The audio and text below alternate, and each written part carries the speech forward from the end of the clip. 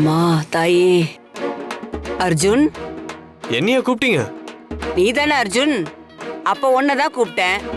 என் பேரு உங்களுக்கு எப்படி தெரியும்? எனக்கு உன் பேர் மட்டும் இல்ல, சகலமும் தெரியும்.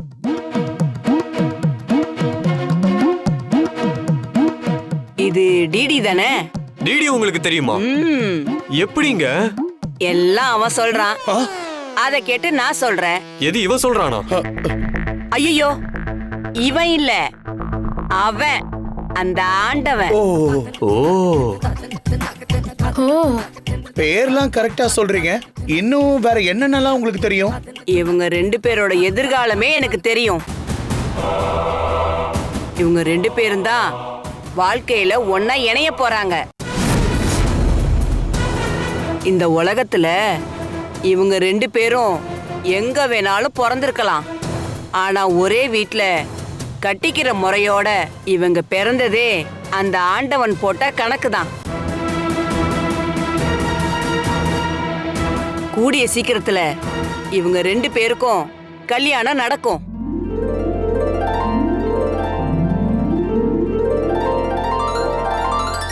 அதுக்கப்புறம் இவங்க ரெண்டு பேரும் பல 100 வருஷங்களுக்கு இணை பிரியாம ஒன்னா சேர்ந்து வாழ போறாங்க.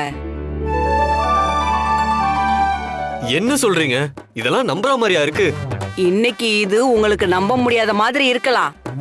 ஆனா இது நடக்கிறப்பதான் நான் சொன்னது எவ்வளவு உண்மைன்னு உங்களுக்கு புரிய வரும். பொதுவா 12 பொருத்தத்துல 9 பொருந்தினாலே அவங்க ஒண்ணு சேருவாங்கங்கிறதே ஐதீகம். ஆனா உங்க ரெண்டு பேருக்கும் 12மே பொருந்தில வந்திருக்கு.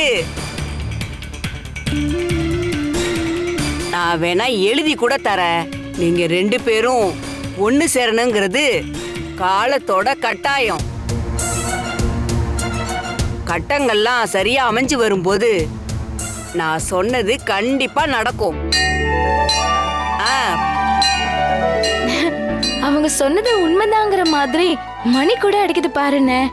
500 ரூபாய் கொடுத்து அவங்கள அனுப்பி விட்டது நான் தான்.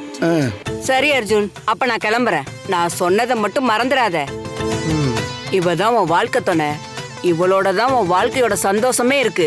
இவளை பத்திரமா பாத்துக்கோ. நீ எங்கேயோ போயிடுவ. ஆண்டவா. மாம்ஸ், அவங்க சொன்னதெல்லாம் கேட்டியா? கேட்டேன்.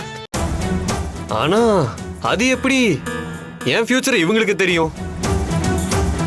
இவங்கள மாதிரி பவர்ஃபுல்லான ஆளுங்களுக்கெல்லாம் தெரியும் மாம்ஸ். நீ முதல்ல வா, நம்ம ரெண்டு பேரோட பேருக்கும் ஒரு அர்ச்சனைய பண்ணுவோம்.